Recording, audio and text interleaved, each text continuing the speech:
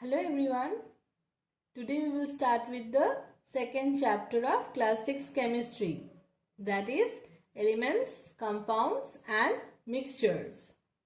So before starting the chapter in detail, we will know about some of the terms which will help you to understand the chapter better.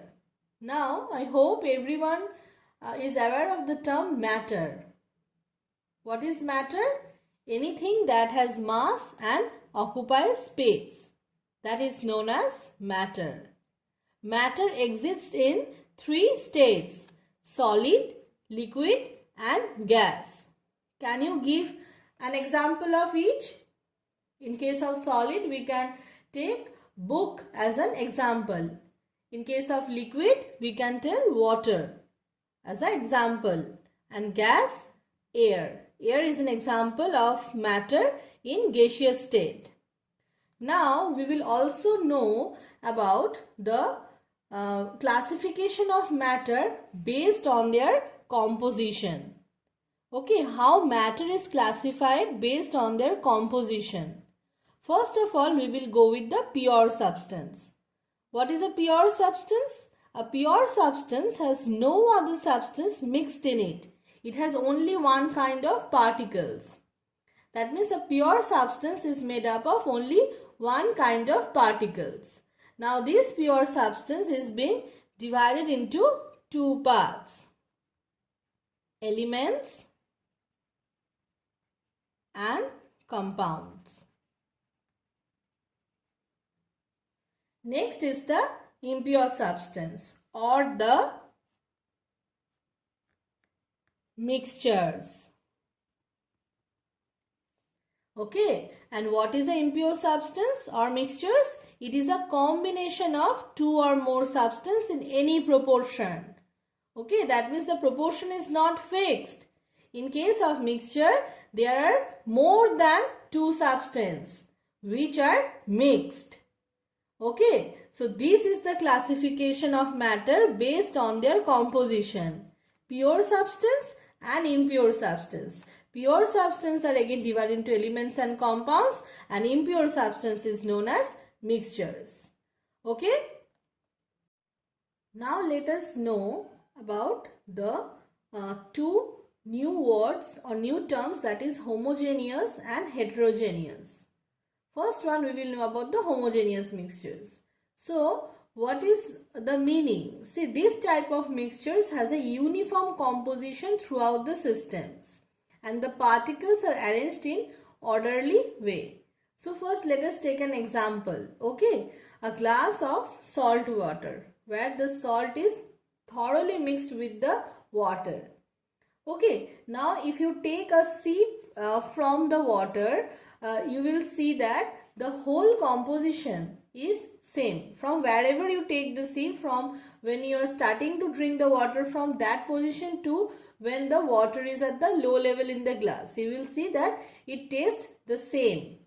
Okay, we will not able to distinguish the particles. Why? Because they are arranged in a orderly way. Okay, the composition is uniform, the same throughout the system. And next one is the heterogeneous. Heterogeneous mixtures means they have variable composition throughout the system. Their particles are randomly or haphazardly arranged. They are not present in a orderly way. Like if you take an example of a chocolate cookie, okay, where the chocolate chips are present.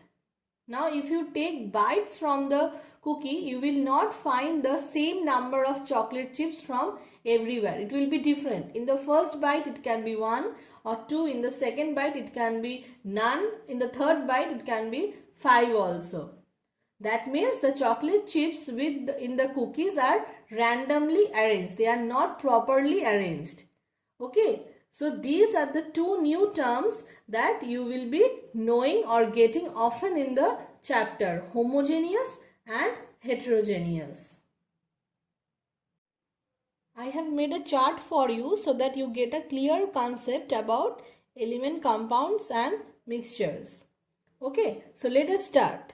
From matter, if it is uniform, Okay, if it is uniform throughout, then it is a homogeneous substance. And if it is not uniform, okay, the composition is not uniform throughout, then it is a heterogeneous mixture. Now, from homogeneous substance, you see, if it has a variable composition, means if compositions are different throughout, then it becomes homogeneous mixture in form of solution. Okay, and if the composition is same, okay, if it doesn't have a variable composition, then it becomes a pure substance. That means which is made up of only one kind of particles. Now from here again you see, can it be separated into simplest substance? If yes, then it is a compound. If it is no, then it is an element. That means if the pure substance cannot be separated into a simpler substance, then it becomes an element. And if it can be separated into a simpler substance, then it becomes a compound. Okay. For today, till this much we will know, and from the next day we will be learning the details of the chapter part by part. Thank you.